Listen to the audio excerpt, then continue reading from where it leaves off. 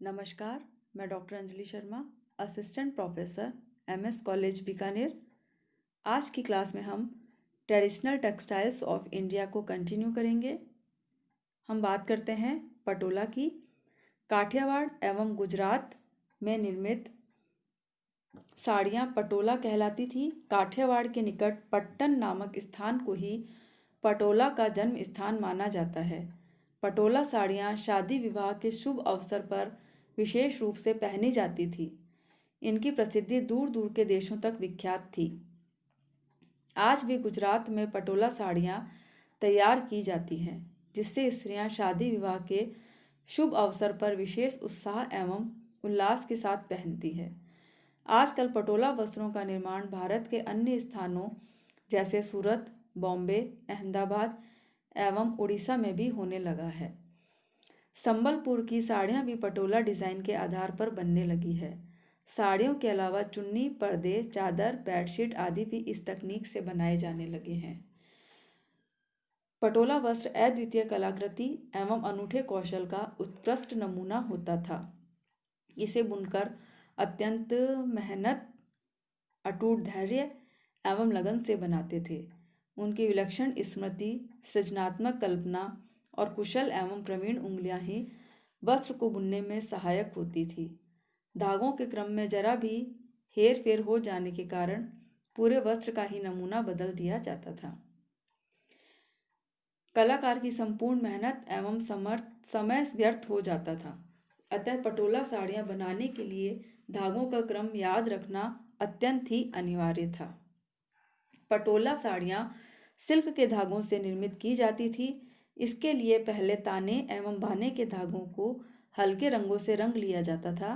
इसके बाद इन धागों को जमीन पर फैलाकर वांछित नमूने तैयार कर लिए जाते थे तथा नमूने के अनुसार रेखाएं बना ली जाती थी। तत्पश्चात नमूने के अनुसार धागों को एक जगह जगह से बांध दिया जाता था तथा वांछित रंग में डालकर धागों को रंग लिया जाता था। धागों को बांधने एवं रंगने की प्रक्रिया ठीक बांधने की तरह की जाती थी। रंगने एवं बांधने की प्रक्रिया को आवश्यकता अनुसार कई बार तब तक दोहराया जाता था जब तक कि वांछित रंग एवं शेड्स प्राप्त न हो जाएं। सबसे अंत में गहरे रंगों से धागों को रंगा जाता था। धागे रंग लेने के बाद इन्हें छाया में ही सुखाया जाता था।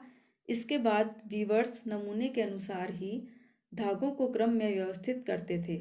अब नमूने के अनुसार अत्यंत सावधानी पूर्वक वस्त्र की बुनाई की जाती थी। पटोला वस्त्र तैयार करने में काफ़ी श्रम, शक्ति, समय तथा मेहनत लगती थी। नमूना तैयार करना, रंगों का क्रम निर्धारित करना, शेड्स बनाना, धागों को रंगना, नमूने को मिलान करना इत्यादि प्रक्रियाएं आवश्यक होती थी।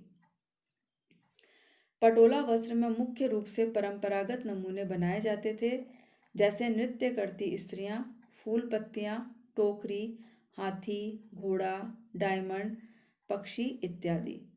नमूने के आधार पर पटोला को विभिन्न नामों से अलंकृत किया गया है, जैसे फुलवारी यानी फूलों के गुच्छे वाले नमूने को फुलवारी कहा जाता था।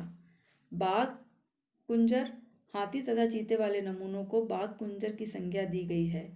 नारी कुंजर, हाथी एवं नृत्य करती स्त्रियों वाले नमूनों को नारी कुंजर कहा जाता है। कुछ पटोला वस्त्रों में बहुत ही सुंदर ढंग से देवनागरी लिपि में मंत्र भी लिखे होते हैं, जिसे पुरुष बड़े ही उत्साह के साथ धार्मिक उत्सवों के अवसर पर पहनते हैं। यह सूती या मलमल के धागों से बना होता है, जिसे धोती कहते हैं।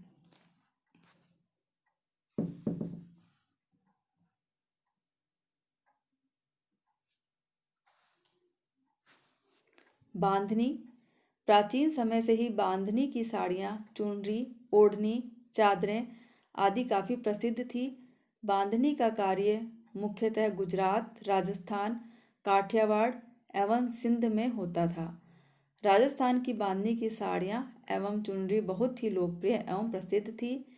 इसकी प्रसिद्धि विश्व के दूर दूर तक फैली थी। आजकल बांधनी कला में वस्त्रों की सुसज्जा भारत के अन्य स्थानों में भी होने लगी है। बांधनी साड़ियाँ शादी विवाह के अवसरों पर अत्यधिक उल्लास एवं उत्साह के साथ पहनी जाती हैं। इन साड़ियों को विवाहिता के लिए मंगलमय एवं सौभाग्य सूचक व शुभ माना जाता है। रंग बिरंगे चटकीले एवं तेज रंगों से सजे बांधनी साड़ियाँ उल्लास के प्रतीक माने जाते हैं। बांधनी में पटोला की तरह ही रंग बिरंगे चटकीले रंगों से युक्त नमूने बनाए जाते हैं, परंतु इन दोनों में अंतर सिर्फ इतना ही है कि बांधनी में सूत को न रंगकर तैयार वस्त्र को रंगा जाता है, जबकि पटोला में वस्त्र बुनने से पहले जिन धागों से वस्त्र बनाते हैं उन्हें ही नमूनों के अनुसार विभिन्न रंगों में रंग लिया जाता है। दोनों ही वस्त्रों में टाई एंड डाई विधि का प्रयोग किया जाता है, अर्थात बंदेज का प्रयोग किया जाता है। कुछ बंदेज के काम में बिंदिया दिखाई देती है, जिन्हें बूंद या बांध कहा जाता है। राजस्थान में शेखावटी की बंदेज सबसे अधिक बारीक होती है। गढ़ चोला की बांधनी में सुनहरे धागों से चौकोर नमूने बनाए जाते हैं, फिर इन चौकोर नमूनों को बांधनी के नमूने से अलंकृत किया जाता है।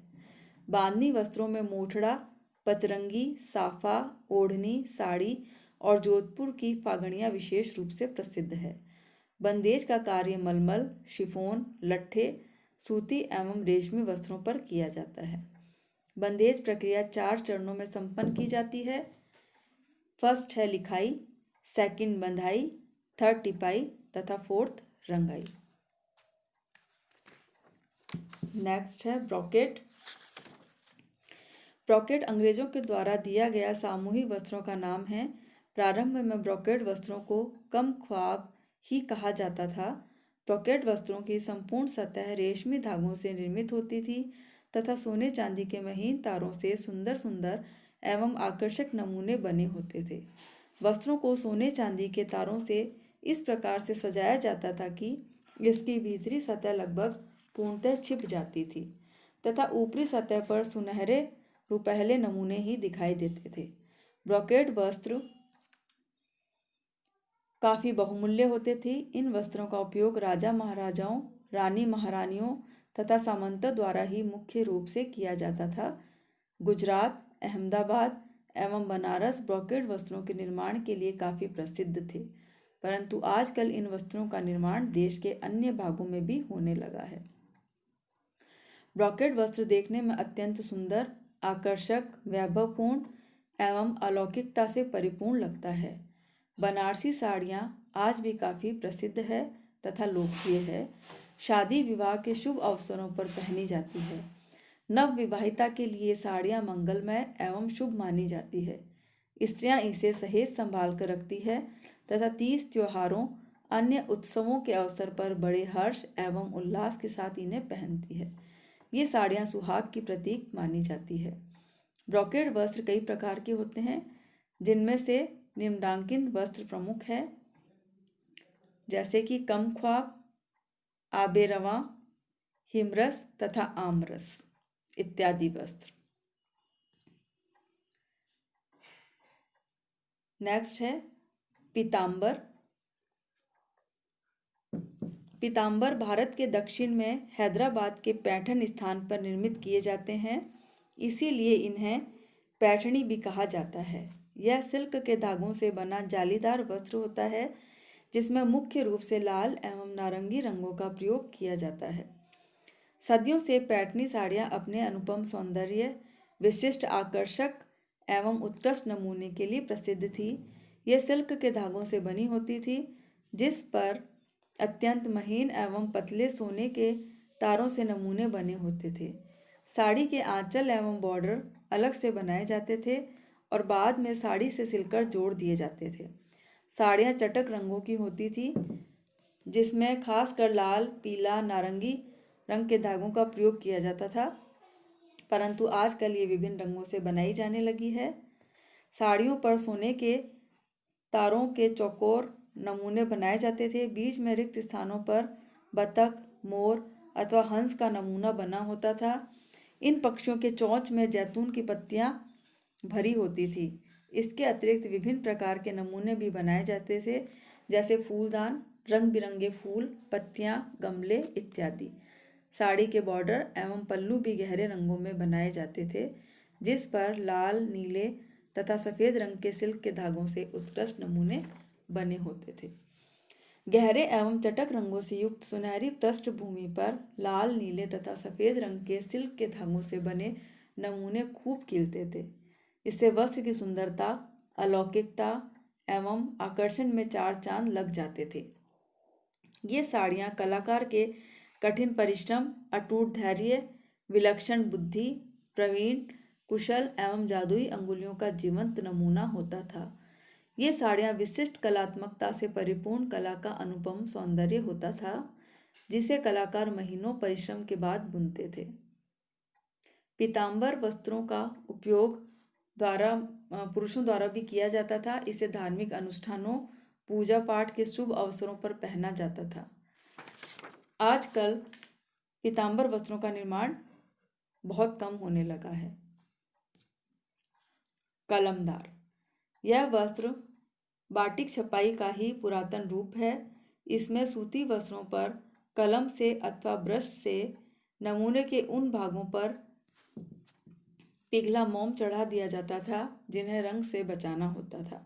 इस तरह यह कला आज की बाटिक कला से मिलती जुलती है।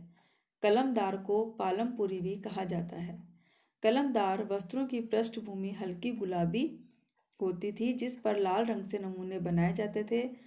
नमूनों में फूल, पत्तियां, पशु, पक्षी, मानव आकृतियां आदि का चित्रण किया जाता था। कुछ वस्त्रों पर पौराणिक गाथाओं के आधार पर नमूने अंकित होते थे, जिन्हें हिंदू मुसलमान दोनों ही धर्मों के मानने वाले लोग उपयोग में लेते थे। कलमदार वस्त्रों का उपयोग अधिकांशतः पूजा पाठ एवं धार्मिक अनुष्ठानों के अवसरों पर किया जाता था। भगवान के मुकुट भी कलमदार वस्त्रों से सजाए जाते थे। कलाकार सूक्ष्म से सूक्ष्म विवरण को भी आश्चर्यजनक रूप से वस्त्र पर अंकित कर देते थे। इसके अतिरिक्त नमूने में रंग बिरंगे फूल पत्तियां भी बनाए जाते थे, जिससे संपूर्ण वस्त्र ही एक पुष्प वाटिका के समान प्रतीत होने लगता था।